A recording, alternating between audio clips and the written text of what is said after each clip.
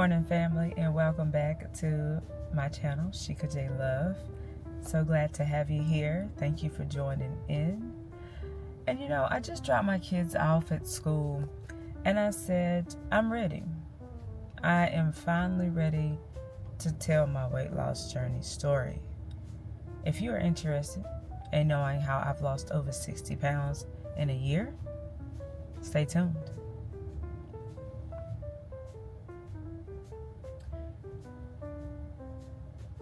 I have been struggling with my weight my entire life. When I say entire life. I will put some pictures up on the screen so you can see. Yeah. I was the fat kid. Matter of fact, my nickname as a child was Fat. Yeah, one of my aunts coined that term, and mind you, all of my family are big bone women and men, right? Which isn't a thing. We're all just obese and used to eating the slave diet. No offense. The hog maws, the chitlins, the neck bones, the meat in every side item, the meat in the beans. The people put corn. Put ham and corn. I don't know where that came from. But anyway, macaroni and cheese, fat back, all of those delightful things we like to consider as soul food. So that's what I grew up on. And the processed Hot Pockets and Pop-Tarts and sugary cereals, all the things. I was the fat kid, but we were very spoiled. We went on a lot of shopping sprees. And, of course, when you're out shopping, spending money, well, we got to get something to eat. So Bojangles, I don't know if y'all in the South, but Bojangles was our staple. Bojangles, Wendy's, the Chinese restaurant. Mind you, I grew up in a very small town of Marshville, North Carolina. I don't know if you ever heard of it, but, it's a couple stoplights and boom, you're out of there. So always bigger, I got bullied a lot, but I was always athletic. Okay, I cheered from 3rd grade up into college, and also in high school I did track. My first attempt at losing weight was in 2007. I have an aunt. And she moved away. She got married, and her husband was a vegetarian. And so she became a vegetarian. And my aunt looks like, I always say she looks like Pocahontas, right? She didn't look like us. I'm going to just say that.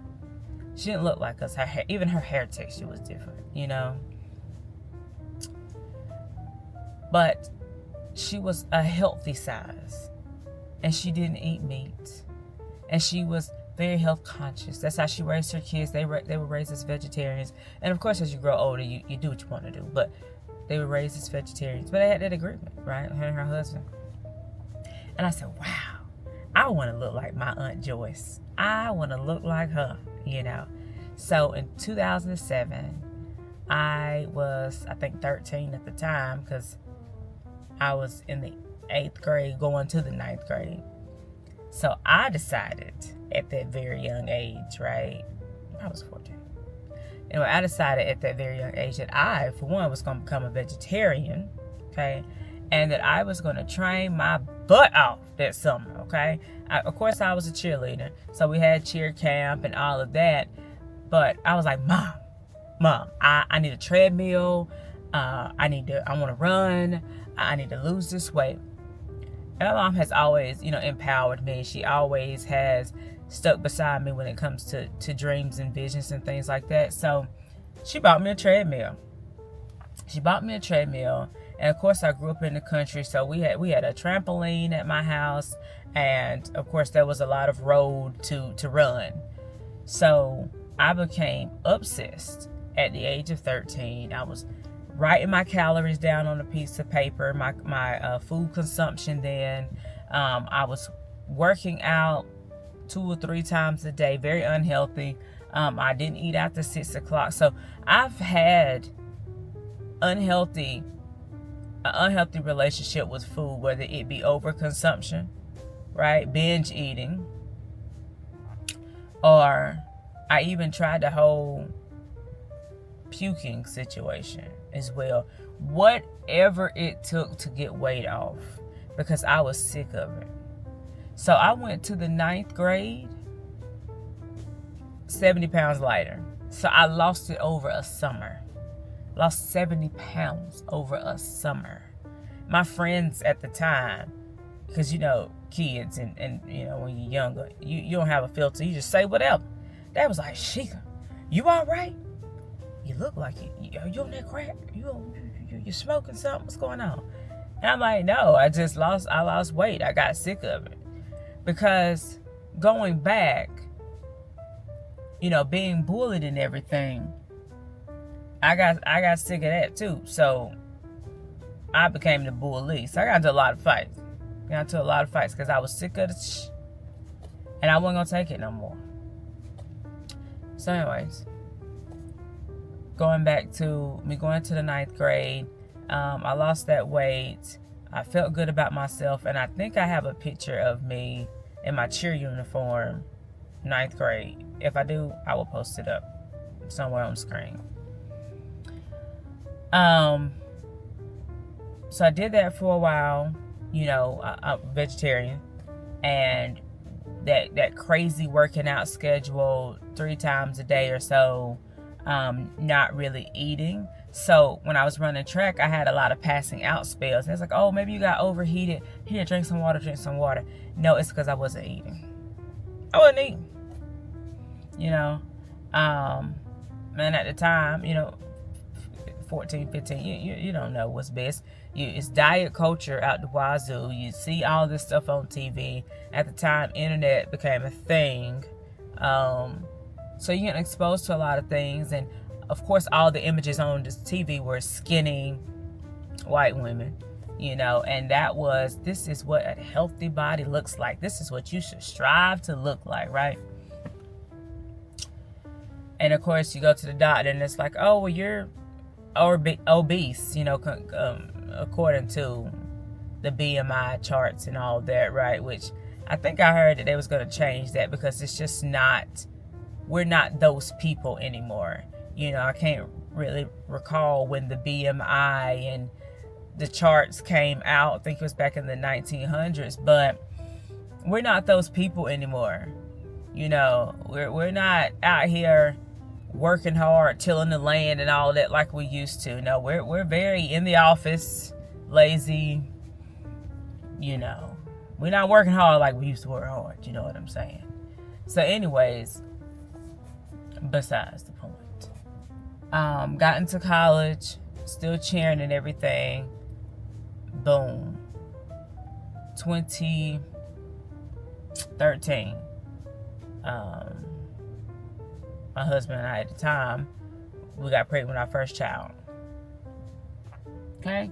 Got pregnant with my first child. I lost the weight. I was like, oh, great. Breastfeeding and everything.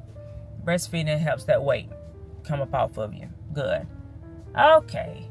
Here we go again. Our oldest one was 7 months. Boom. I stopped breastfeeding. Got pregnant again with the second one. All right. Now, at this time, I was in college.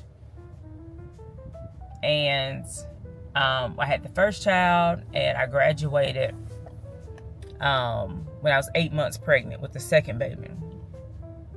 Shout out to North Carolina Agriculture and Technical State University, Aggie Pride, class of 2015. BA in vocal performance, minor in mass communications. Anyways, little shout out to Aggie Land. So now I am 25. Sorry, I'm 23. Had the first one at 21, 23, 25. 23, I'm graduating college. What is happening? What is going on?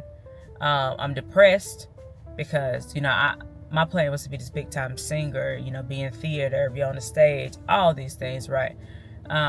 Which is still a possibility now, but it just stopped me at the time because my life was not going the way I wanted it to go, or the way I planned it to go, which is such is life. So I just was eating. Marriage wasn't going the way it needed to go. Things happening. That's another story for another time. Here I am at 24. We are pregnant again with the third child. And my depression got so bad. So bad. I was contemplating suicide. And I have, I don't know if you can see it, but anyway, I have a tattoo here. Let me just do it like that.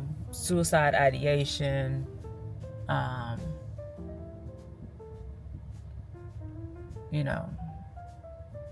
lot of thoughts. What if I just drive this car just right on off the edge? It will all be over. I don't have to feel this way. I don't have to have these responsibilities. I mean, we had got evicted at one point. Had to stay with family. That's tough. Staying with family and having children. Feeling like a failure. It's like, okay, you graduated with honors, Sheikah. We thought you was going somewhere. We thought you was doing on and up, big things. I was a troubled child. And we thought you got your life together. And here you are with these 3 kids at 25. And you haven't done anything with your degree. You're in debt. Haven't done anything with your degree. Anyways, so all of these things was just contributing to me just eating, and binge eating. I'm talking about bottomless pit, just eating whatever, didn't care, no endpoints, right? So I had another attempt at losing weight, and I lost another 70 pounds. Okay, I'm very much into still workout classes, but I was doing like Weight Watchers and keto and all these other fad diets, just trying to figure it out, right? Just trying to figure it out. So I lost the weight, but again, my habits were not sustainable for me because food noise was a thing, and that just became a whole, that's like coined the term now. Food noise is very prevalent now in the social world, but at the time there wasn't a term for it, if you will, but I'm saying now because I know. But food noise was always the thing. It's like the food would just be calling me. Eat it. You ain't hungry, but it'll taste good. Just eat a little sample. Honey, these voices, just a little sample. Honey, a sample, turn it to the whole platter. Turn it to the whole platter real quick. And then some. Give me some of yours. So I gained it back. Gaining weight. Of course, family. Still, hey, well, you're eating something. You're a vegetarian, but you're eating something, right? You're eating something. Vegetarian doesn't equate to healthy, by the way. It just means you just didn't eat meat. But Lord knows I was eating everything else fried in grease and saturated fats, So after 20, hold on. 32 now. 30 years, basically. Because I was even a chubby baby. Okay. So after 30 years of dealing with weight issues, being bullied, nickname being fat, family talking about me like I wasn't there. One of my mama's friends back in the day said, "Oh, you're a cute little girl, but you'd be even cuter if you lost that stomach." Mind you, she herself was a big woman. So all of that fat on fat hatred, it just tears me up. It tears me completely up, and I don't understand it. I don't know if it's a projection that folks have where they gotta call out your fat or your obesity when they clearly ain't doing the things that they need to do. I don't know what that's about.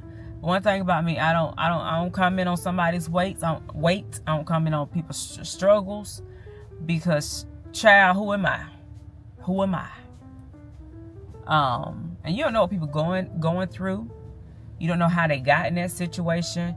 You don't know if there's a medical condition that makes them hold weight, water weight, gain weight, hard to lose weight, whatever. Fast forward to present day, me being over 60 pounds down again and maintaining that, right?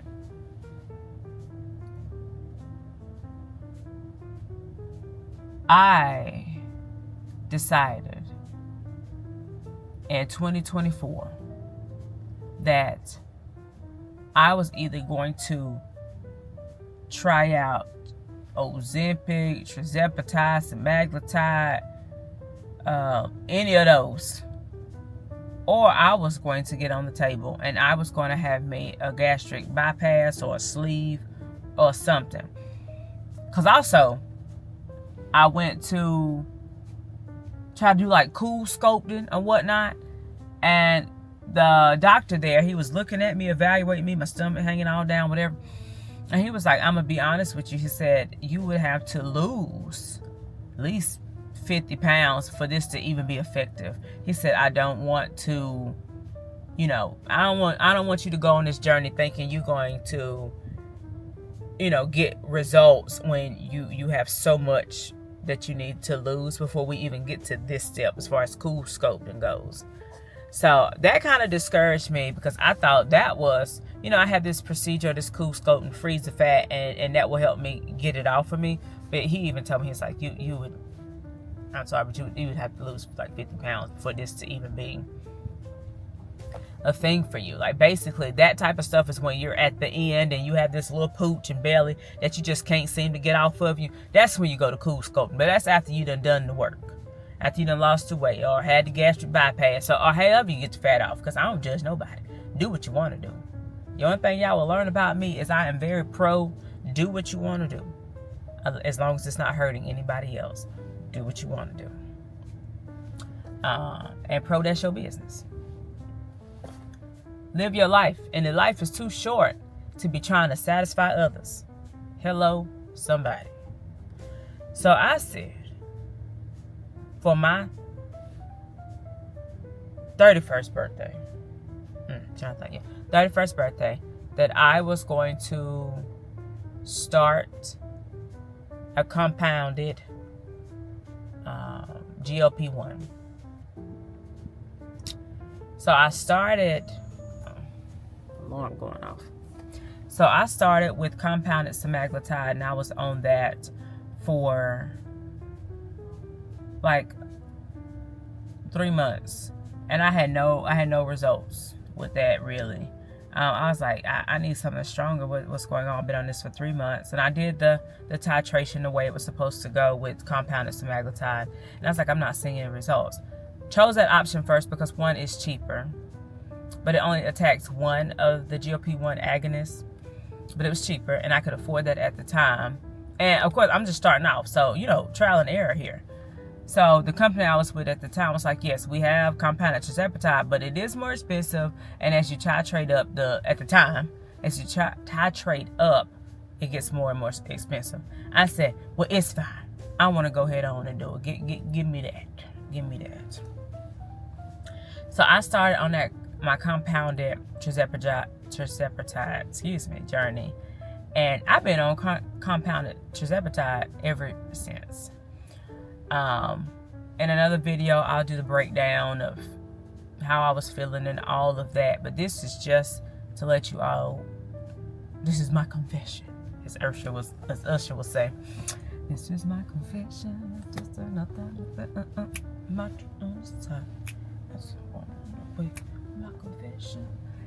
Anyways, dance break.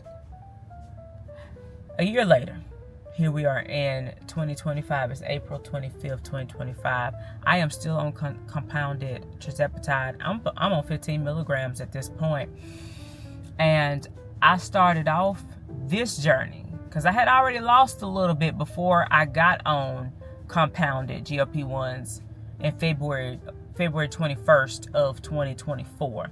I had already lost maybe 15 pounds on my own, but Lord knows it was a struggle. So when I started this journey, February 21st, 2024, I was 230 pounds. I am now to this day 170. I am 170. I was in 2X and some 3Xs back then, size 18 pants. Some 16s, but pop a button. Okay, it's tight. I am now in size medium large shirts. It just depends, because stuff ain't made like it used to be made. So medium large shirts, some smalls depending on what it is. If it's got a good stretch to it, like if it's a workout jacket, like I got on a cream like workout jacket and stuff, a set, I'll show you later. It could be a small. And my pants, I wear a size 10. Some 8s, just depend. But a 10 is where I'm at. A 10, and I'm cool on that. My problem has never been my lower part. I have huge thighs, muscular huge thighs, huge calves, because I'm an athlete still. So that's fine. The bottom has never been my problem, but thighs, I'm cool on that. It's always been my upper body. The back rolls, I'll put a picture up. Them back rolls, that front protruding belly hanging over, that fupa area, it's been an issue since I had kids. I am so happy that I decided to take this route because I have struggled. A lot of people like to say, oh, well, you take the easy way. You took the easy way out. You taking a GLP-1. You ain't really doing it for real. Honey child, please. I work out every day. Every single day, I work out for at least 45 minutes. Every single day. I got a treadmill at home. I got a stepper at home. Of course, there's all these free videos on YouTube. I got a gym membership. Matter of fact, I go with my homegirl once a week just to keep her accountable. And then I have a gym membership at the Y. So me and my family can go and do family workout. Got a fenced in backyard in the back. We do circuit trainings in the backyard. So I work out every day. But I also track my food. Shout out to Noom. So Noom, I found out about Noom last year in 2024. And I wasn't big on tracking because I used to track, right? Trauma with the tracking thing back in the day on paper. And doing Weight Watchers with the points and all that there.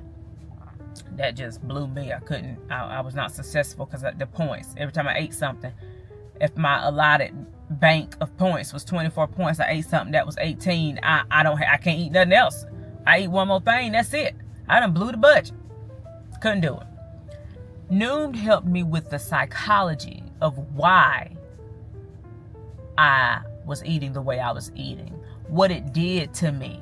The pheromones that it gave me, right, that it released. Noom helped me to understand it all.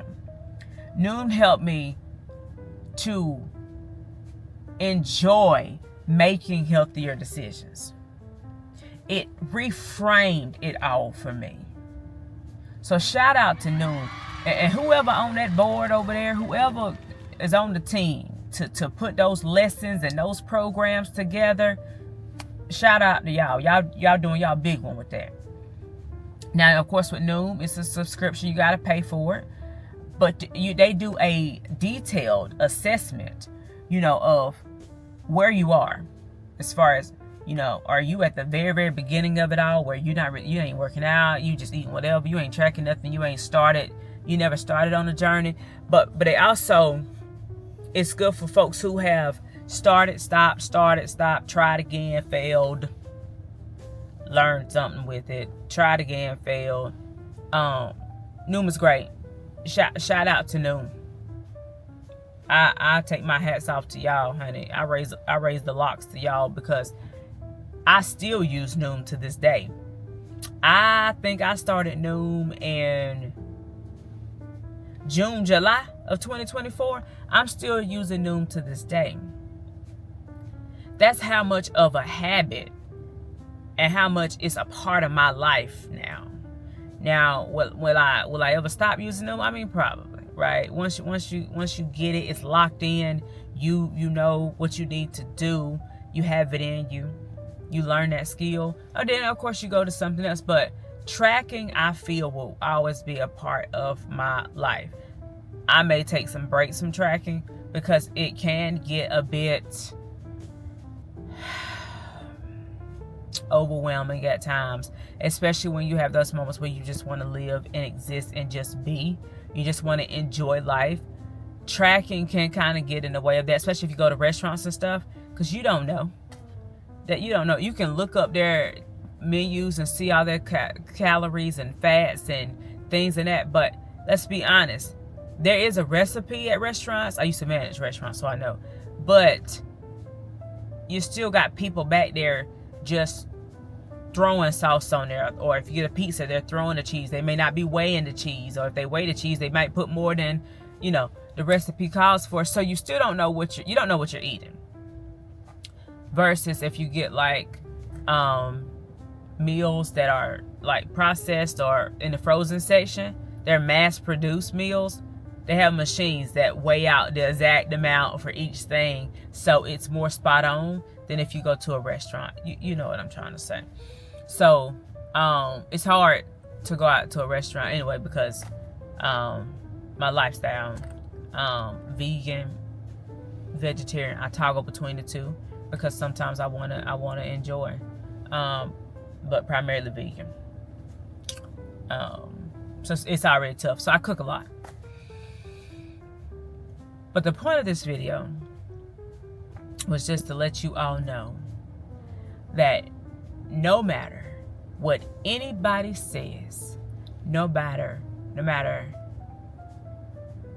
what people's opinions are about you and your weight loss journey, do what's best for you regardless. Because at the end of all the days, you have to sit with you.